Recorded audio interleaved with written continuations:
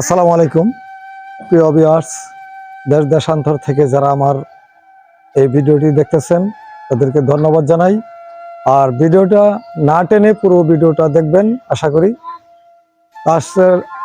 আজকে ফেব্রুয়ারি 22 তারিখ 2025।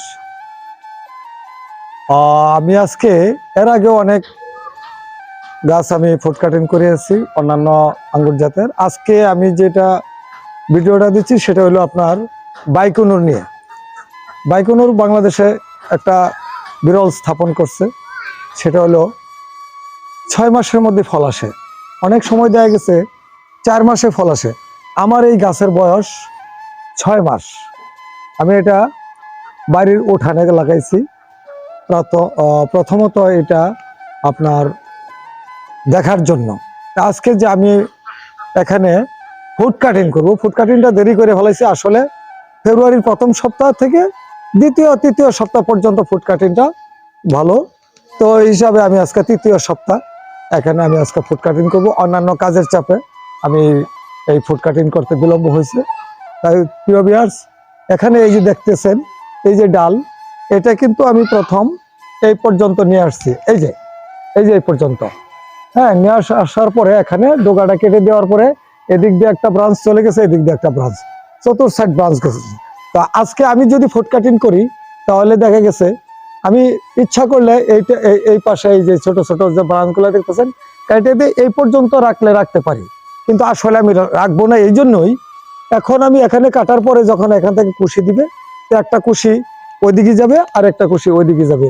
সেই জন্য আজকে আমি এই ডালটাও বা এই ব্রাঞ্চটা আমি রাখবো না।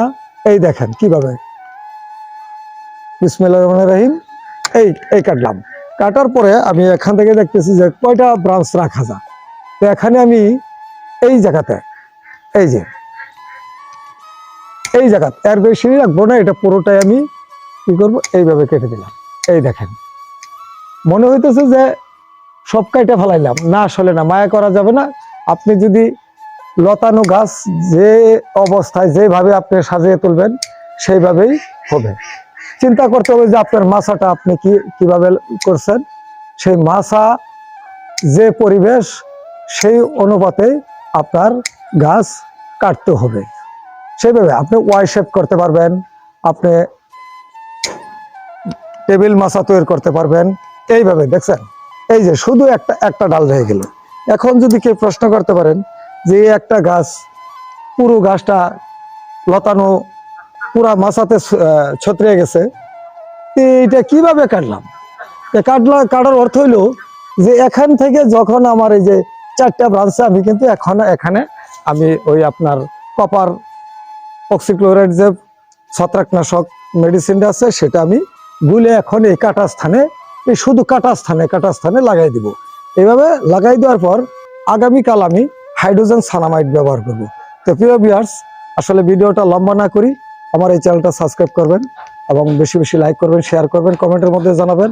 যাদের জানা আছে তারা আমাদেরকে জানানোর চেষ্টা করবেন, এবং আমার যতটুকু জানা আমি বললাম, আপনারা এইভাবে ফুড কাটিং করবেন। ধন্যবাদ সবাইকে। শেরপুর জেলার নকলা থানা, নারায়ণগোলা গ্রাম, মেম্বার কিন্ডারগার্টেন।